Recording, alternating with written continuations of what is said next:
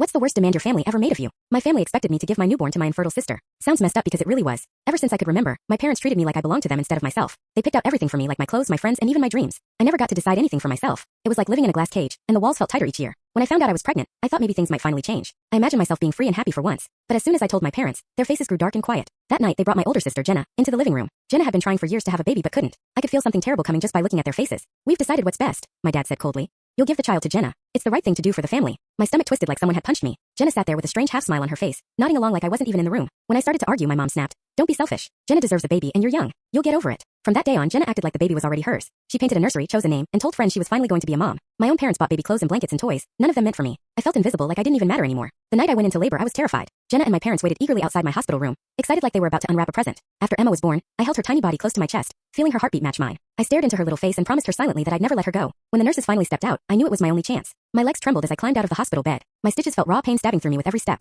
Quickly, I wrapped Emma in the softest pink blanket I had, grabbed the small bag I packed earlier, and quietly slipped through a side exit. My heart pounded in my chest, feeling like it could explode any second. I spent that first night in a cheap motel room, hugging Emma close, jumping at every sound outside the window. I had almost no money, no job, no friends, just Emma and my fear. We moved into a tiny apartment far away from home, and I found a job at a coffee shop. Life was tough, but for once it was mine. Every night I kissed Emma's forehead and whispered, "We're safe now," praying it would stay true. But a few months later the past caught up. I was making coffee at work when a man handed me thick official papers and said, "You've been served." My hand shook violently as I flipped through the pages. My family had found me, and now they were trying to legally take Emma away. The courtroom felt cold and unforgiving. My parents hired sharp-looking lawyers who spoke confidently, like they'd done this a million times. Jenna cried convincingly, pretending she was the victim. Their lawyer kept pointing at me and saying I was irresponsible, unstable, and a danger to my own baby. My voice cracked each time I tried to speak. The judge looked bored, barely glancing up at me. Days turned into weeks. Each hearing drained my savings and my hope. My family called constantly, leaving threatening voicemails, saying they'd never stop until Emma was theirs. Fear kept me awake at night, my heart racing every time headlights shone through our apartment window. I started moving Emma from place to place, never daring to unpack fully. Our lives became one long, exhausting run from something I couldn't escape. Then, after a year of constant battles, the judge finally called us all back into court. My heart thudded painfully as he cleared his throat and began speaking. I clenched my fist tight, praying silently. "After careful consideration," he said slowly, "I find the birth mother fit and award her full custody."